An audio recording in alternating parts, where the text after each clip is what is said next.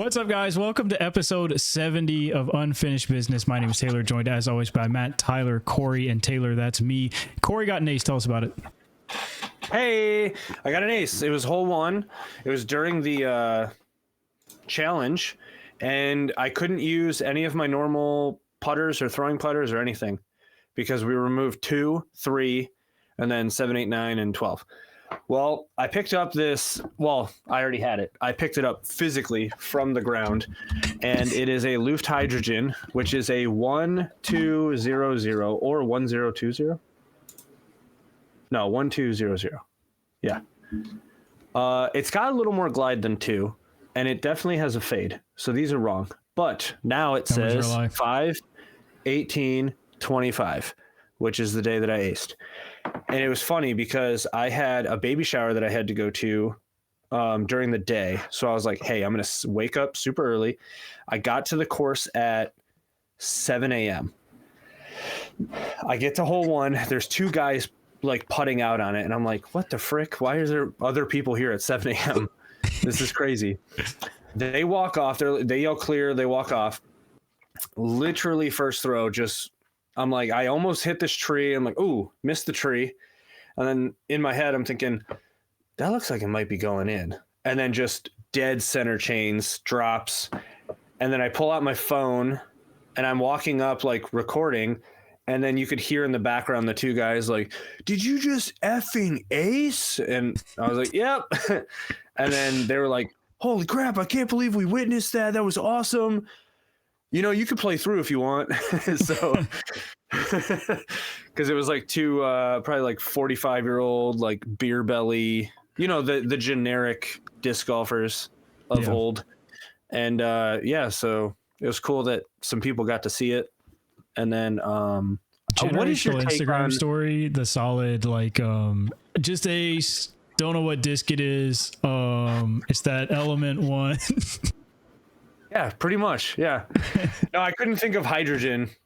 I knew it was a Luft, but what is your take on having people sign your ace disc? Because I definitely didn't even think about wanting to pull out a Sharpie and be like, you witnessed it, you get to sign it. I just kind of moved on. For me, it's like only if they're like on my card or if I like them, honestly. Yeah. That's where it is for me. Okay. Yep. Only on your card. Yeah. Well, technically, no one was on my card. Did they want to sign it? No, I don't even think they knew that was a thing. They I'm telling you, both of the guys had like lunchbox bags. Like it was very old school. Very old school. Crunchbox, man, classic. Yeah. They were definitely partaking in some extracurricular activities at 7 a.m. So those guys are almost vibes are high. Extinct where I am. I used to see them all the time, and now less and less.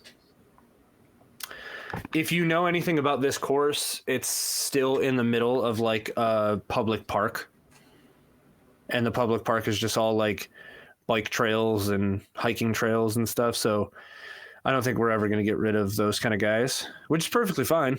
I mean, they're having fun too. And then I ended up putting an 8 down. Great score for this round. Yeah, it was like score. 9 234 on UDisc. Yeah. I looked at research. I don't think I wrote anything on my last ace disc. I literally don't think I wrote anything. I just did the date because I did the date on the other 2. So my first one, it's June 30th, 2012. So it was a long time ago. And also I put 1:11 p.m. And I thought about putting I thought about putting the exact time for this, but I didn't. And then I also 9/21/22 was the second one. I only have 3. Now that I'm thinking about it, I aced like 2 months ago. He goes, I only have 3. Well, you Tyler, got this is a you problem. Mine's in UDisc. I gotta go find it. Write it on the back Tyler, of the Nexus. Number one was in 2012. I know. Number 2 was 10 years later. So you can't act like, oh yeah, he's only got 3. Yeah, but how often did you play between 2012 and 22? Just curious. A lot. Oh, okay.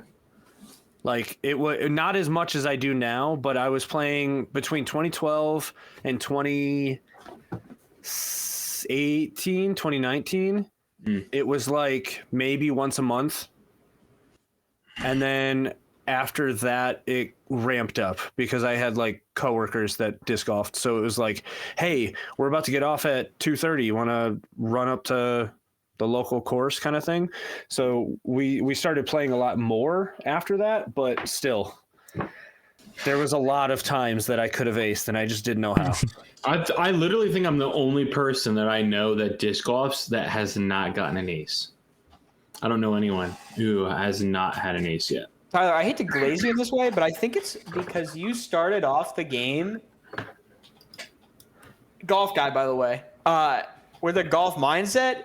And typically, if you're going for an ace, you're not going to park the basket. Or, you're typically long. If you're going for an ace and you miss, you're long in the basket, long comeback putt. So if your goal is scoring well, you're always trying to get it to hit right in front of the basket or something. I think it's more that the two local courses to my house, are really long holes where the average par 4 is like low 300s for a par 3, or Iron Hill. There's no other courses that are like close to me. Now I've gone to another course called White Clay that I've put on my channel a bunch that I've played at, and I've been really close there a couple times. I just don't get a chance to play there enough because it's like 20 minutes from my house. Is there a shorts for Iron Hill? Yes, but they're not really shorts. Okay. Yeah. So I just don't get I don't get enough ace runs. I think that's a big part of why it took me very long to ace, and until I really moved here. Honestly, just the courses that I played were just not very aceable. You one chance every round. Honestly, at some of those courses. Yeah. So Mike said card signs it. I put date, venue, hole number, then hang it. Never throw it again. That scares me because now I don't want to ace with all of my favorite discs because I don't want to stop throwing them. That kind of I only do not throw my first ace disc again. I feel like the others I've been chilling. Oh, another thing about the challenge. So my first ace disc is a Star Katana. It was my favorite disc ever, and literally I threw it after the ace up until probably 2019, something like that. And then I lost a boss that was also, it was like my 1-2 punch. Katana, boss. Awesome. Katana was straighter. Boss was like a meat hook. Lost the boss. And then it gave me a minor heart attack and be like, okay, I need to put away this katana and just find something else. So that's why I don't throw it. One of the discs that I bagged because we couldn't throw 12 speeds was a Star Katana, specifically in orange that I bought. And that thing, I might bag it. That thing rips, especially on forehand. It just goes forever. Katanas aren't as understable as they're made out to be. That's what I've learned. I never understood -3-3 because it's that's what I'm saying. Also, so much fade. Yeah, that's what I'm saying. It's really not, because I've noticed on the -3 2s, or no, -2 3 fade disc from Discraft. What is that? The Wildcat? It's not doing exactly what it says. It's more like a -1 2. I don't know. A lot of the older Discraft had those crazy numbers where it was 2s and 3s, and they shouldn't have. I think that's why they got rid of them and added new discs that are basically the same thing, but with better flight numbers. Yeah. Scott said, what speed that you couldn't throw did you miss the most? 8. Because that was all of my fairways are 8 speeds. So I have pipelines, I have torques. Yeah. Dude, that was a hard one. 3 speed, because I putted with the yin or yang or whatever it was, and it was beaded and a 1 speed, and it has a really weird shape. I wish I had it here to my car. Legitimately, I would have been like 5 down with my normal putters. First time I'll say that. Like I would putt with drivers. Otherwise, I should have just started putting with drivers. I started putting with the glitch halfway through, but I think I 3-putted like 3 holes where I was getting there, putting the in. It's got a bead and the weird curve. Just failing miserably. I did just notice a solid 33% C1X putting, 0% C2 putting on match rounds. Not kidding. And then tough. and then I would drop it and take my normal putter because it was still sitting in my bag and putt and make them all. It was like I would have shot 6 over there, which is a pretty bad score, and was throwing out of my mind. Like I would have been like 4 or 5 down. So and then I was like, man, I wish I had the non-beaded version. And then I went home, went through my collection, and I had the non-beaded version I could have used. No. So you have a yin and a yang? I have a yin and a yang. Don't they like? Yeah, the idea connect? is no, they don't directly connect. The idea is one of them is overstable and one of them is straight. So they're like good. Don't they connect? complementary. Aren't they opposites? Aren't they opposites like rim wise? No, they would have to have like the straight one would have to have like a bevel in the rim almost. It would be weird to get it to connect. Or one could just be wide diameter and the other could be small and just. I guess that I was just always told they're the 1-2 punch of like your one speed approaches, an overstable one and a straight one, but actually ruined me. Not gonna lie. I tried. Okay, actually, because the one is like literally. It's so bad. So I thought maybe it like somehow. I don't know. Tyler, did you do this? I tried to. I didn't even tell you guys because I was saving it for tonight. I tried to go out and play, and first throw hurt my wrist so bad. So I don't know when I'm going to be able to do it or not. I mean, I tell you right now, it's so strange hitting a golf ball, lifting weights, no issues, like really no issues. But when I got to like push my wrist down and then put force on it, it does not feel good. I wanted to try again, but I was like, I'm not even going to risk it. So I don't know. Maybe I'll try again next week. We'll see. You throw forehands? I didn't even want to try. I have no idea. I don't know, but I hope my wrist was okay. I wanted to sneak out and play a really fun disc golf tournament that Cosmic Disc Golf throws every summer in the middle of June, and I was going to sneak out and do that one real quick. I've almost won it twice, actually, even though I haven't played much. But, yeah, I don't know. I don't know what's going on with my wrist. I have no idea because now, like, I can push my thumb, and it doesn't feel that as worse as it did a couple weeks ago.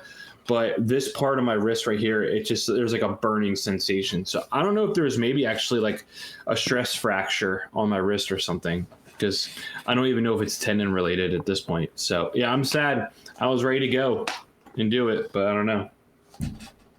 We'll see. I was going to do it today, but it's pouring rain. So also sad. We had a really Not nice, as sad. Not as sad. we had a really nice day yesterday, but today it's nasty. Yeah.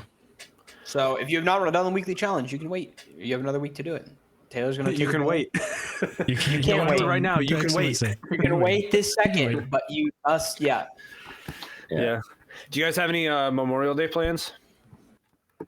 Yeah, I'm doing a course walkthrough for an upcoming tournament with a buddy that we're running. So Going to my wife and daughter are in a wedding this weekend, so I'll be at that. Playing golf. Oh, like they're standing in the wedding? My wife is a His bridesmaid, wife and is marrying his daughter. yeah, that'd be wild. Yeah, my wife is a bridesmaid, and my daughter is the flower girl. So Okay, that's cool. no Memorial Day of plans. I have no idea. Do people actually make like specific plans for Memorial Day, or do they just enjoy the day off? No, that's a When we big used to live thing. by the lake, it was a big lake day. Yeah. Yeah. Yeah, it's a we usually huge do lake day. kayaking, but I'm going to pass on kayaking this year because they do a temp course across from my local, and me and Mac are going to go play that. So it's like a tournament on a temp course. I think it's doubles. I think it's random doubles. Nice. So that'll be fun. What golf course are you playing, Taylor? Yeah, I'm playing a fancy golf course by me. If anybody knows anything about the Robert Trent Jones Golf Trail, it is a series of pretty nice courses in Alabama as a whole. So I'm gonna go. One of my friends is randomly, he was gonna book a cruise, waited too long to book a cruise, and I was like, you know what? I'll drive 7 hours to come hang out this weekend. So vibes are high. Dang, 7 hours is the equivalent of a cruise. It's cruising on down here, brother. Jeez. Matt dead for anybody else? Bye, Matt. My back? He's back. Was he dead? Right, cool. He was dead on my screen for a little bit. Oh, I didn't even Yeah, notice. I was fully dead for a second. I'm back up to normal stuff, but Got it. Corey might leave us, but we did have a disc golf pro tour event this last weekend. Did anyone? I watched scores. I didn't get to watch a lot of the like actual action go down. Did anybody take that in? Any thoughts on the course, the event, the tournament? Shout out to not Anthony Bedanza, but Anthony Barella took it down. DGPT's AB. I actually watched this one a little bit more than I normally have this year. Because I knew it was going to be an interesting course. And what's interesting is that I thought there would be a lot of complaints about the course because it's a lot of like, here's the line, but there's a lot of randomness, kind of like skinny trees down the fairway. It was a we'll call it a very busy course with the trees. There's a lot of small trees all over the place. And I really liked it. A lot of guys were hitting stuff like 3/4 of the way down the fairway, and they just would do that every couple holes, and I could see some guys start to like go on tilt. Yeah. So, but I didn't hear anyone say, "Oh, this course was stupid. We shouldn't have done it," or anything like that. I mean, it was a tough course, and I think this is the type of course that we should be having the Pro Tour play on. I mean, you could see the shots, and there was a lot of forehand shots down the stretch that were kind of repetitive, which I thought was a little annoying. But I mean, that's why you saw Ricky at the top. That's why you saw AB at the top. You know, guys who can throw good forehand shots. Simon was up there surprisingly. So Simon got a good run. I mean, it was a good tournament because there was a lot of guys. You didn't know who was going to win the last 9 holes. Everybody was real close, real tied. So, I mean, that's what we want out of a tournament. So it was fun. I was going to say, too, you may have a better idea than I do. I was just watching scores, like I said, and I would like to dig into 2 players. One, I was paying extra attention to because I picked him for our picks, but Eagle McMahon popped out and was on lead card, I believe. Yeah, won back the lead after round 2, kind of fell off. Don't really know what happened there. And then another one, Ezra Aderhold, was leading this tournament for the majority, I think. After round 1, after round 2 was... I believe tied for lead with AB after round 2, and then ended up in, I believe, 13th off lead card. Yikes. So I would like to, Tyler, do you know either of the storylines there from Eagle stuck around. He only ended up in 6th. It looks like just didn't have the best final round, but Ezra really fell off. Eagle putted his butt off, and then it just felt like he was in a situation that he wasn't used to, which is at the top of the leaderboard. So I think he's still rusty, but I don't know how much you can use that excuse of being rusty. He's had a whole off season. So hopefully he starts figuring it out. Several music videos. Yeah. And then Ezra, kind of the same.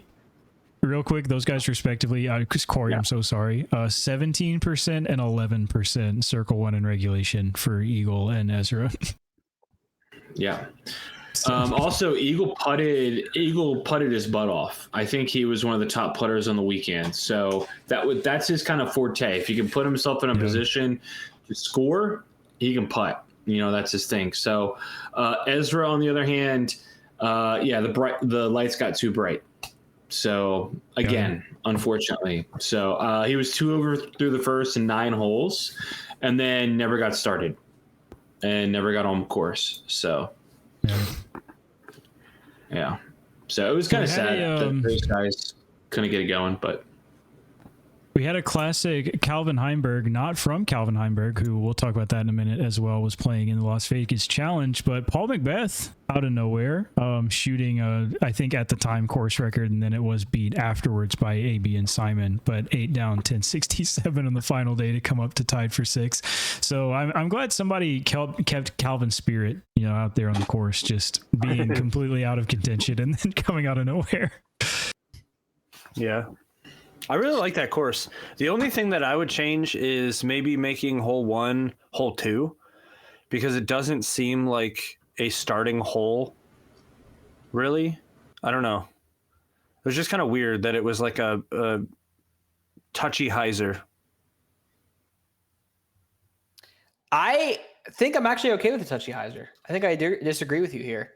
I don't think, there was certainly stuff to go on, but it was, I don't know. I like the idea of leading in as we go into harder holes.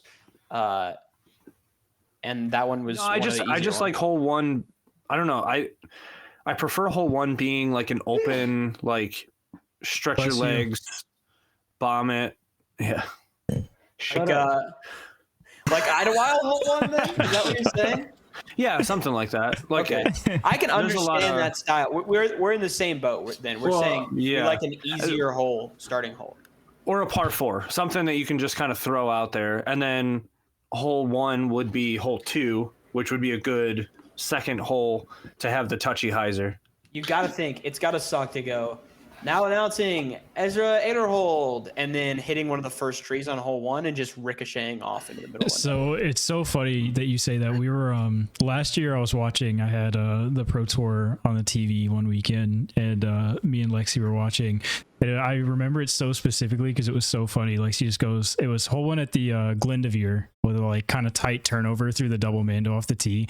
And Lexi goes, how funny would it be if you just hit the tree right in front of him after with all these spectators, they just announce his name and he just drills it 15 feet in front of him. It was so bad. That's gotta suck because people will be cheering, but why? He just walks around awkward. You hear the. Yeah, you have to clap that he threw, I guess. Yeah, I prefer a par 4 to start off with, but yeah. Okay, let me ask the question then. Same as Corey saying a relatively easy par 4, or you want a really hard? Do you want an easier or a harder hole? Just a par 4. It don't matter. Period. I don't know a single golf course that starts off with a par 3. Golf guy. Yeah, it's just not. It's not normal. Yeah, but disc golf is mostly par 3. Mm-hmm. It's almost opposite. So I understand par 3 being first thing, but if it was a par 3 that was kind of just a straight, more open, or even an island, I don't know. There's just weird.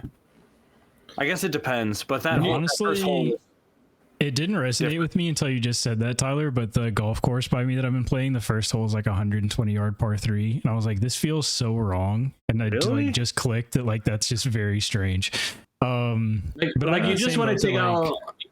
You just want to take out the big dog and rip it on the first shot. Some sort of open par 4 that's open enough that spectators can see the disc fly, player can see the disc fly. Just a nice driver, get your day started. I used to really care about it. I just don't anymore. But I mean, if I had a gun to my head and I had to choose par 3, par 4, it'd be par 4 on the first hole. Sorry, that got really graphic really fast. I just realized that. Classic Tyler. I like this course too. I thought this course was good. Would knife point have been any better or no? If I just had to die, if I would pick a par 4. You guys know the trap in Saw where they the reverse bear trap? If I was in that thing. Yeah. If I had to crack some cyanide in my mouth. Let me ask this question. Was it the fact that the holes really set up for good forehand holes, the last couple there? I'm trying to remember them. Or it was identical shots that people needed to throw. It was kind of annoying. But was it just that, or was it that everyone's way more confident hitting a gap with a forehand? No, I don't like having the same exact shot you have to throw in a space of 3 holes. I don't know when it was, but hole 14 and 16 should not be a similar shot, and it was. So okay. That's That's just what I'm saying. Give me some variety. Give me something different down the stretch. I mean, listen, not here. Like I said, no one complained. It was a different challenge. Good course. Now we get to go to, I think, was it Glendoveer and Milo coming up in a couple weeks.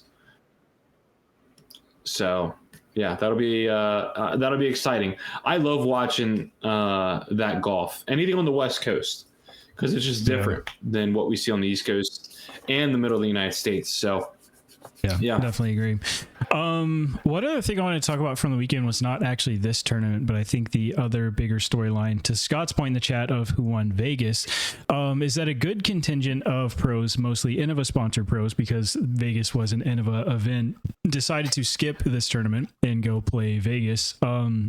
You like this? Do you think the Pro Tour should be concerned about this? Like, what are your thoughts on having competing events that, some of your top players, namely, I think it was like Calvin, Bradley, there were a few, top guys, Matty O, Double G went and played this event versus, the Pro Tour stop.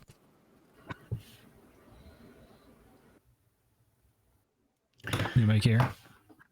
Listen, I've been claiming that I talk too much on this show, so I'm being quiet. I think you're the only one who claims that too. I'm not.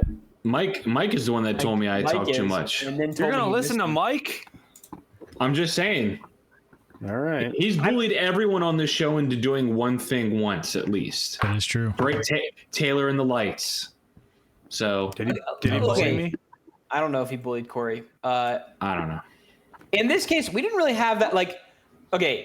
It went Calvin Heimberg, Emerson Keith, Cupcake, Bradley. Daddy.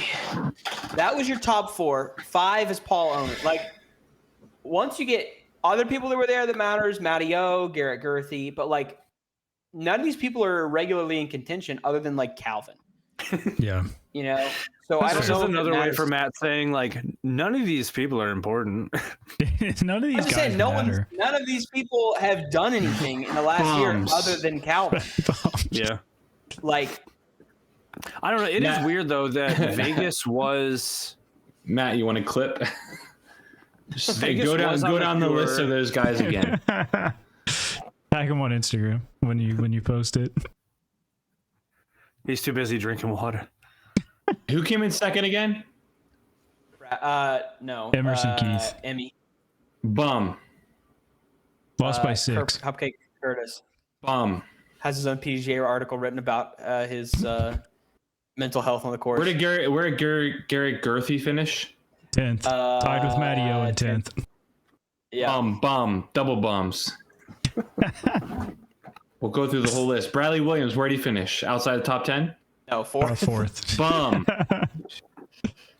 All right, I'm done. Wait, didn't Calvin win? Bum. Calvin did win. He won. What did they say? Fraudulent tournament. He won. Fraudulent tournament. Yeah. Was that even sanctioned? Yeah, it was an 8th year. I know. I'm just joking. What FPO players played it though? Who won it? Did Diste win that tournament? No, she did not. Matt said she was going to run train on everybody out there. She was ripping. That's a weird way of putting it. Jennifer Allen. Sorry, that was bad. I'm so sorry. Can we edit that out? I am so sorry. I don't think Matt said that. Okay, so Tyler. Jennifer Allen won with a 22 down. Diste was 7th with a 1 down. Oof. How you were throwing zones on holes where other FPO players are throwing fairway drivers. Get her, Matt. How? The disc is moving less. And she'd still beat you by 20. No, duh. But okay, hold on. He said no, duh, but I said, what was it about? What was it last time? Yes. I said that is fraudulent. That is 15. fraudulent. Dude, her rating for the event was a 927. So Diste would beat you by 20, but Silva would only beat you by 15. Make it make sense. Diste would run a train on him.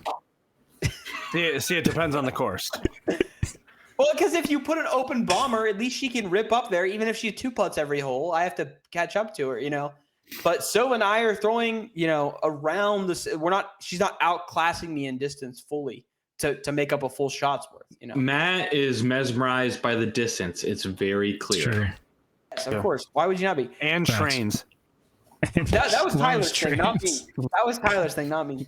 But seriously, I'm like watching a video of her playing with another FPO player, and the FPO player is pulling out mids and fairways, and she just keeps pulling out zones. And it's like, and they're getting close. So what else does she suck that bad at putting? Matt gets away with saying mush, but I can't say trains. Okay. Well, it could be What? aiming. But she was aiming good too. In the video I watched, she was like shooting pretty well, but it's just like, I don't know. Maybe she caught the yips from Goose. She could have caught the the only yips from thing. Goose. That's true. Mm-hmm. Breaking news. There's just Katrina Allen popped a second place. So who came in? Never mind. There you go. What did she? How close was she to Jennifer Allen? She was 5 strokes off. She shot a 17 down. So is putting the most important thing for FPO? Gosh. Yeah. Jennifer Allen. Yeah. Jennifer Allen, my grandmother, by No. the way. Let's point that out. Can we put somebody? Is throw she that out really? there? Yes. Getting- Yes. She's a She's a legit Drew grandmother. Gibson's kid, right? yeah. Yeah, it's Drew Gibson. Yeah. What? Tyler, Drew Gibson's kid. is dating Jennifer Allen's daughter. Holy, Tyler's whole life has changed. I had no idea. Yeah, it's Yeah, dude. Michaela. It's Michaela Allen. Hey, Tyler, take a guess at what I'm how blown away. much money Jennifer Allen made at this event. Take a guess. 4,000. $1,200. Oh my gosh. Take a guess. MPO. She Calvin won? didn't make 4,000. Calvin made 3 bands. Yeah, I was gonna say 2,700 was gonna be my guess I after mean, hearing if you're that. Calvin though, and your closest competition is Cupcake and Bradley Williams, like that's like a free $3,000. But like, surely you just go take that trip, right? Like, Dude, it's such a free $3,000. I wonder if Innova was like, if you don't win this tournament, yes, we're there's gonna going have to to be have a some serious talk. Like, consequences. But hold on.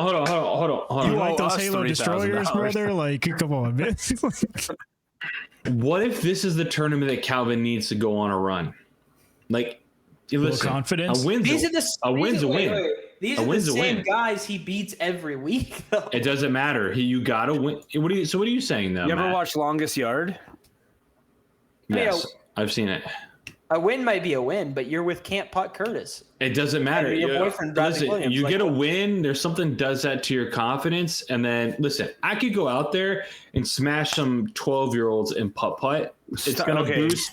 Gonna boost. We need to- we We need to figure this out. We have okay? to like get you with someone who can talk to you We're about not- what you say. We're not going to be in allowed to public. have the foundation top 25 anymore after this podcast, I think. Yeah. I'm It'll thinking be, like it'll be the top 12. I'm just saying, like, you go out and played a couple of like middle schoolers in putt and you smash them, it would be a confidence boost. Stop saying smash. Oh, shit. Say beat. Say beat. Yeah, it Tyler doesn't matter if didn't you say even 12-year-old or if Yeah. you say I middle don't think, schoolers. I don't Just think you now say realize vision either. them. I think it's if I was victorious in a win game. again. Listen. If I This win against them in a Crazy duel. thing is, Tyler didn't even realize the issue until I told him to stop saying smash. all right. I'm gonna have to ask me when we're done this about the comment I'd love to make right now, but I'm not gonna make it. So, freaky out, Tyler. Yep. Well, Tyler, listen. But anyway- winning against a bunch of people who suck. I'm at the just saying game, it doesn't that matter makes me if feel you get better a win than is a that. win. It gives you confidence. There you go. The re- Maybe yeah, the maybe it helps reason- Calvin. The reason I brought up Longest Yard is the whole premise of the movie is, hey, we want to make sure that we're good, so you need to put together a team of prisoners that we could just whoop on, and then they end up like losing that game because that's turn of events. But that's the whole thing. And if a win is a win, then shouldn't Chris Dickerson just be chilling every time he just pops a C tier, or Yuli when he pops a C tier every weekend in Charlotte and just wins the thing by 10 strokes? They got Like- bad hips, bro. That's different. They got bad hips. Apparently. Yeah. Gosh dang. Speaking of freaking and beaten, do you guys think that we need to launch an investigation into I don't know. Calvin and Bradley Williams? Why? Because they're hanging out a lot. So I think there's some romantic involved. You know, you never know.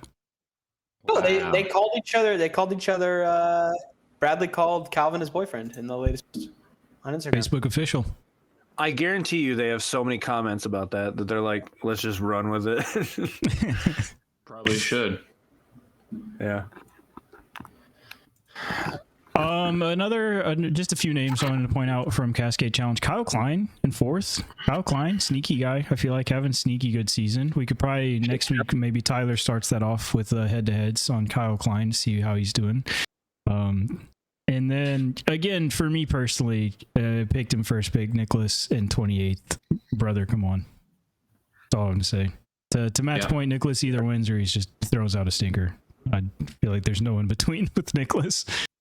Yeah. So let's throw it out there. We're 7 tournaments into the year. It's like a quarter of the way through. Who's your player of the year so far? Let's hear it. I think it's got to be Niklas for me, man. Just for the dubs. Yeah. Just for the dubs. With 2 dubs? 2 wins is impressive, man. In today's day and age. What about Gannon though? Does he have 1 win or 2 wins? I think he's got 2, doesn't he? Does he really? I think it's just what what was it? Kansas City? Yeah. Oh. Gannon. Yeah, Kansas City. Thank you for reminding me, Scott. Yes, Cole Riddall in top 10. Was Cole Riddall in a snub in our picks this week? No. Northwest guy? No. He hasn't He's done not anything. in the top 3. Top 10. Top 10. Do you for Cole. do you have the wins pulled up, Tyler? For who? For the entire season? far? No, but I can. I'm trying. Because I don't even remember who won anything. Honestly, yes. the Cascade Challenge is the first tournament that I kept up on. Like those daily highlights that they're posting on the Pro Tour YouTube channel is phenomenal. I think it's Pro I need Tour. to check those out. right? I haven't watched. What is it? They're doing like daily highlights of the live coverage. That's how I'm getting all of my information. Because I can't watch, I refuse to watch live because I just don't want to pay another subscription. And then also, I just have not wanted to watch Jomez anytime soon. Life is too busy right now. Yeah. But these highlights are just like the good throws. So I don't have the list of people who have won. I do. Go ahead. Do you want to go just by event? So Ezra Robinson at Supreme Flight, then Adam Hammis at Waco, back to back, or was it Niklas won the Open at Austin? These acronyms are terrible. Back to back at MCO for Niklas, Gannon at Kansas City Wide Open, Isaac at Champions Cup, and then Anthony Barella at Cascade Challenge are your winners. I feel like it would have to be Niklas right now then. Yeah, I mean, obviously, I think like when majors even out of like events, it's a more clear-cut story. But right now, I think I would have to say Niklas. How did Niklas do at Champions Cup? I had that up and then I got rid of it. Shoot. Quick. I can tell you. I think he was top 10. 21st. Tied for 21st. Yeah, not that good. Yeah, I think Niklas is just like he literally he wins or he stinks. Yeah. He just all right. I had this up. I know how much we're gonna love this. Gannon versus Niklas. Gannon's 5-2, but Niklas has got the 2 wins. Yeah. So what's crazy is Niklas is barely top 10 in Pro Tour points. Right Okay, now. Yeah. let's squash this beef, Tyler. There's no beef. Listen, So, you no, don't care. I have you a don't question. care for it. I do. That's it. I have a question. Okay. Gannon Scott is has a 5-2. Gannon is 5-2, but Niklas has 2 wins. Yeah. What's better? Because I assume winning is what you're there for, not like trying to beat someone else by like, you know what I mean? I guess that's why the stats, I don't care about the stats that I much. think performing well is still important though. Like obviously you want to win. Wow. Taylor immediately chiming in. I don't even have to talk. Taylor's got it for me. I'm just so ready to argue about anything, bro. Like, I'm just glad Matt can't chime in. I'm just saying, I mean, here's the difference. You got a guy who has won twice, or you can look at the consistency part, and that's when the head-to-head kind of comes into play. If I had to choose one guy to say who's had a better year, one guy has got 85% in top 10, and the other guy's got 42%. But the guy with the 42% has got 2 wins. Exactly, which is why I don't. But Gannon's got at least one. I don't care for looking at the head-to-head because, like, winning is winning. That's more wins, more wins. You know what I mean? I would be really curious if the season ended today, what the player of the year voting would be like. I think it's a lot closer between Gannon and Niklas than I originally thought. Well, I don't think it could be Isaac. Well, and then Isaac has the one major. I don't know. I mean, I don't think it can be Isaac either, if I'm being really honest. But yeah, I mean, a win's a win, and it's not just a win; it's a major. Right. Does a major count as 2 wins?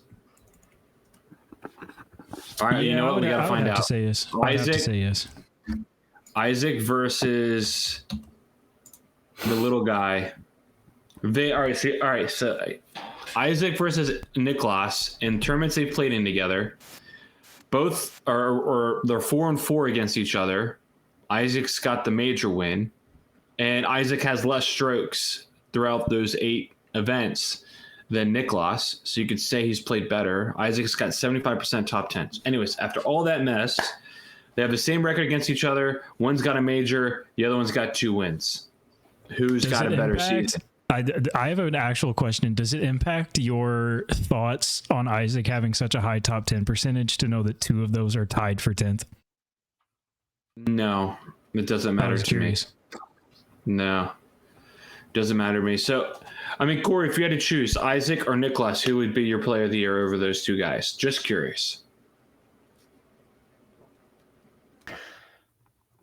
I know that I'm not even trying to trap you. I'm literally curious. I know. Well, I know the major we're saying counts as 2, but I feel like back-to-back wins would be better. So I'd still give it to Niklas. Okay. I like back-to-back more than winning the one tournament that I guess counts more. And I feel like even in my mind, there's a lot of bias of like, that changes for me if the major was Worlds or USDGC versus Champions Cup. Just in all honesty. Yeah. Can we ask the follow-up question? Who are you more sure is going to do better the rest of the season, Niklas or Isaac? Isaac. It's got to be Isaac. Dude, Isaac is just so dangerous when it comes to majors. He's just going to play well. Where was Isaac at in last year's European Open? That's a good question. It's a great question. Probably the United States. Didn't make it. Prodigy couldn't pay. He was 4th. No, he was on a plane, but it was too flippy. Jeez. I actually have a very interesting ding. I don't know. I feel like I have more faith in Niklas with the 2 European majors. I don't think it's a wild take, but I'm just saying. I mean, Isaac's won the last 2 worlds, and we got the worlds coming up. And he keeps winning all these majors. This is what I'd say. At the end, hold on, let me ask you. And if I'm telling you, if we're having this conversation, let's say January of 2023, and I'm just saying. Actually, no, it would just be now. Anyways, I thought you were just gonna pause. No, I'm coming with this up. I'm coming up with this on the fly. The main thing is, who do you think's had a better career, Isaac or Gannon? Who has had the better career, in your opinion? Back then? No. Well, no. If you're you're looking at Gannon. I mean, Gannon. Yeah. I gotta say Gannon for sure. Come on now. back-to-back worlds is awesome, but also And 4 majors. yeah. Ganon has 2. But a Pro Tour, what was it? A plus Grand Slam of the plus event and most wins ever in in a season kind of thing last year. I think the main thing for me is like before 2 weeks ago or however many weeks ago was like Ganon and Isaac were tied in majors, and Ganon has all of the other accolades. Like I feel like it'll be a clearer picture at the end of this year is what I'll say. Mm-hmm. One way or the other. But as of right now, what would you say? I would say Ganon Me? today. I'd say Ganon. Okay. Yeah. So what's really fascinating, and maybe I'm wrong, somebody will have to double check this, but Isaac's only wins in the last 2 seasons before this and this season have been majors. That's it. He has not won a regular Pro Tour event. He's got 4 wins over the last 2.5 seasons, and they all been majors. Ganon's got 13 total wins. So What's that guy that Bryson had beef with? Brooks. Yeah, he's the Brooks. Oh, Isaac's definitely the Brooks Koepka. I think you said that in our chat, and I was like, yeah, it's spot on. Or maybe Scott did. I don't remember. Somebody said it. Yeah, Scott might have said it. It's so true. Yeah, Isaac wins the majors, and that's pretty much it. So, Matt, who's your player of the year? Right now, Yeah. it's tough. What did everyone else say as far as player of the year? If they had to guess, Don't worry about it. Why you got to know that first? Yeah, you don't need to copy I'm our just answers. curious. I didn't even say mine. We've just been in a debate of Isaac Gannon here for a second. So did I think one I'm of gonna them say change my Gannon answer. and one of them say Isaac? No. Dude, just say who you think. Don't worry about us. Yeah. No plagiarism. Oh, Facts. It's tough. It's definitely tough. It's So very tough tough. right now. it's so tough. I mean, we have Niklas, we have Isaac, we have Gannon, we have AB. You're asking like, I don't really think Niklas is going to do that much going from here on out. He kind of always heats up around Texas. I don't know if he's going to be cooking in Europe or not, but I'm not really considering him as a strong candidate in the future. We're talking about 7 events in. Who do you got? Dude, see, here's the issue. 7 events in, you kind of got to say like Niklas. That's what Taylor said. Yeah. Same. I think it's so incredibly close between him and Gannon, though. Incredibly close. Currently. I think don't count out AB. Yeah. AB's We're not gonna be We're right. not counting him out. We just, as of right now, 7 There's events such a wild world of opportunity ahead of us where like in a month we could be like, wow, bro, Calvin's got 2 majors this year. Easy player of the year lock, you know? He won Vegas, 2 majors. This wouldn't put it over the edge for me for player of the year, but AB's got 2 second place finishes. So if he figures something out in one of those 2, I mean, I think he's player of the year if he has 2 wins right now over Niklas. So he's outplayed Niklas in the tournaments they've played in the same together. So. Well, if you're listening to this after the fact, let us know in the comments below who your player of the year is right now. Yeah, let me know. Next What's the tournament next is Northwest Disc Golf Championship. It is the World's Preview for 2026 I at hope it's Glendoveer competitive. and Milo McIver. I hope it's good. The Not only this thing, weekend, but next weekend. yeah, Kona Peach Day is this weekend. It is. The only thing that concerns me about Glendoveer is sometimes it can get a little bit of no one's like pushing the top of the leaderboard. It's who doesn't screw up, who kind of gets a lucky kick around a tree sometimes. I hope it doesn't come down to one of those. Yeah, I hope it'll have a balance of, I definitely like Glendoveer is a lot more of like, not a lot of like super scoring, more of like don't mess up and like be smart. I think Milo will balance that out of being like an older course of where I think we had seen that start to go the way of just like, 10 to 12 was a good round out there, right? Versus, Glendoveer, it's probably still in the single digits. So, yeah. I thought 2026 Worlds was Deglow. Is that 26 or 27? Or it might be 27. Yeah. Here's my question with Milo. Last year or so, it played a little harder because they did not. Deglow 2027 is Portland. Wow, I'm an idiot. Come on, Taylor. I'm sorry, man. That's on me. Is Milo going to be cleaned up? Is the question. They couldn't It's clean it fine. up last year. It's fine the way it is. No, what? Some guys like it hairy. I like it hairy. Okay. Well, Give me the bush. That impacts scoring, I think, in my That's opinion. fine. That's what pros were saying. That's fine. So then it's not going to play. As long as there's not a basket where Corey Ellis's putt is going to go through the basket and not actually count, we're fine. That's true. Yeah. That's true. I forgot about that. But we'll be talking about that not this weekend, but next weekend. Like Tyler said, Kona Peace Day is this weekend. I didn't decide to do picks for that one because it's like European events and just like the consistency is not there. But I do have the consistency of a game for us to play at the end of this podcast.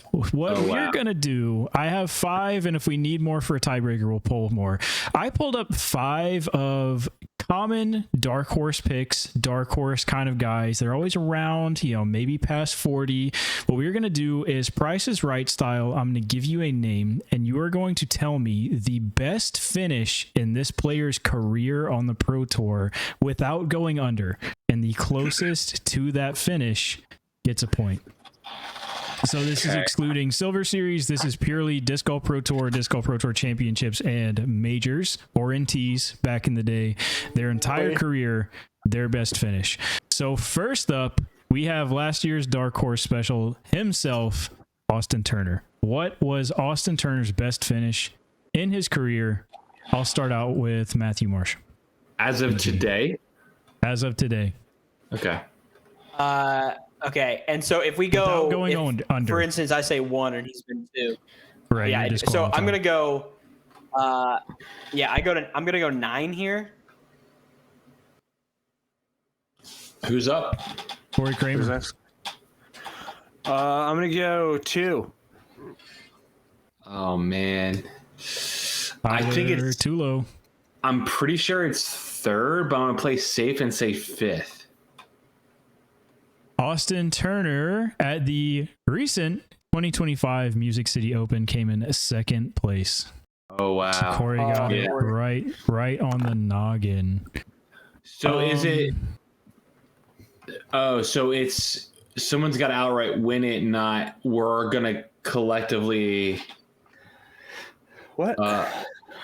I'm saying like it's not like I generate a score total for the 5. We could do it that way. We could do that way if you wish. So like Corey he would have 0 3 right now. You would have 3, and Matt would have. That's 7. why I said 5th place. Yeah, we'll do it that way. That's more fun. We'll do it that way. That's more fun. Okay, right. So next up if you go bust, what are we going to count that as? How many points? 700. Okay, fine. Go do with it. We'll figure it out. Just don't bust, please. Right. Next up we have the dark horse of today, Mr. Silas Schultz. Oh wow. We'll do same order. Which was Matt. Okay. Quit looking stuff up, Matt. I'm not looking stuff up. It always goes like this. He's looking like looking, directly under at just screens. I know the event that he had his best finish in, but I can't remember where he was there. Give me a 6th place. That's got us. For some reason, 14th is popping up in my head. All right. Give me a Man, I know he's been like up there. Give me a 5. So in 2023 Champions Cup, Silas went on the run and ended up in 4th place. So 2 for Matt, 10 for Corey, 1 for Tyler. I knew it was Champions Cup. I knew what year it was. I just could not remember what place it was. Yeah. All right, we're gonna get a little bit more obscure here. We've got Max Goat, Max Rock, Connor Rock. Connor Rock. You doing same order? Same order. Let her rip. I'm gonna go 25. Something last year, I believe. Honestly, I think it was higher than that, but we're gonna go 25. I feel like he's at a top 10.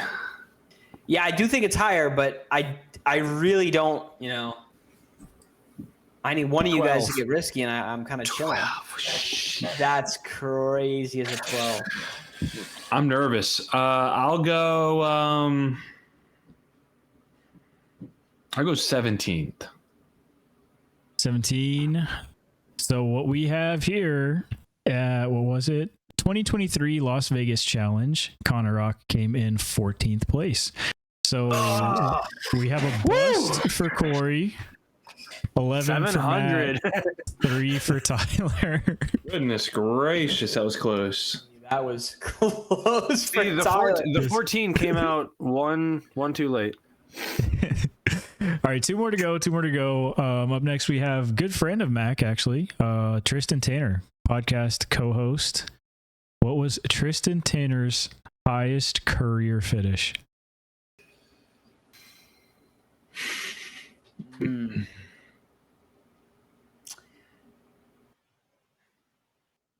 15, we're going to say. It has to be way high. We're reaching back to 2023. A lot of 2023.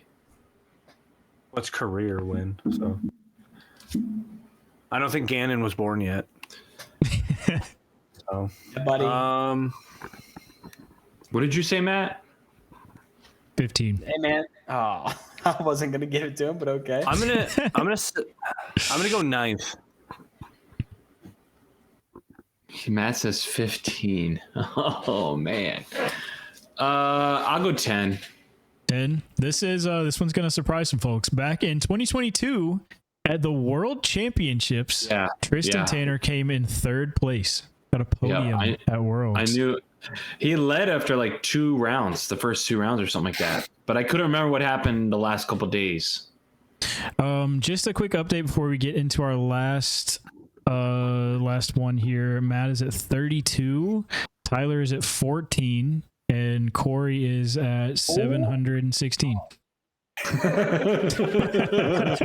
You got that 700 piece, man. Tyler sneaks up on you. Yeah, Tyler's kind of the GOAT right now with 7 points on Tristan. The others was 1 maybe I should go first this time to keep it fair. All right. We'll switch it up. We got a last one here. I didn't realize from Tennessee, I think not far from where I grew up, but we got Luke Sampson. What is Luke Sampson's highest finish? And I just realized my filtering's messed up, so hold on. I'm going to put some heat on Matt. I feel like Tyler is this Luke Sampson lover. Luke Sampson fan. I'm going to say 23. 23? 18. I literally have to say, like, no, I have to hope he is mathematically in the cards. We'll find out. No, if say his top was 30th and I say 33. That's true. And That's true. both of them bust. So it doesn't matter if I bust. If I bust, it's over. So I might as well. I literally might as well say, but not getting him right on the dot. Still. Might as well just bust, bro. I think I just have to say like 35 and hope he. Let's make it reasonable. 27. He's gonna bust us 35. Luke Sampson in 2022 in the Las Vegas Challenge, popular event for randoms to kind of come up, it looks like, and Idlewild's up here too. But in Las Vegas Challenge 2022, Luke Sampson came in 10th place, got a top 10. So that brings our total to 17. Plus 13. 8. That brings our totals to Matt at 49. Corey, look away, at 724. And Tyler ends up at 27 total. So if I didn't bust, I would have won. yeah, I mean, if you had gotten pretty close on Connor Rock, then yeah, you were. Without that, you were at 24. I was 2 off, right? Yes. I said 12, and he was 14. He was 14. Yeah. Ambitious. Shoulda, coulda, woulda, man. Shoulda, coulda, woulda. If you like any of these pros, Tristan Tanner, Luke Sampson, I think they got some tour series for them. But they got tour series at FoundationDiscGolf.com. While before this podcast has gone live and they've listened to it, we no longer have an affiliate link. Please go utilize that affiliate link. We'll see if we can get a couple cents off that, and then we'll move into Tyler's tub. I'm gonna go with a. Oh, I got a good one. I can feel it.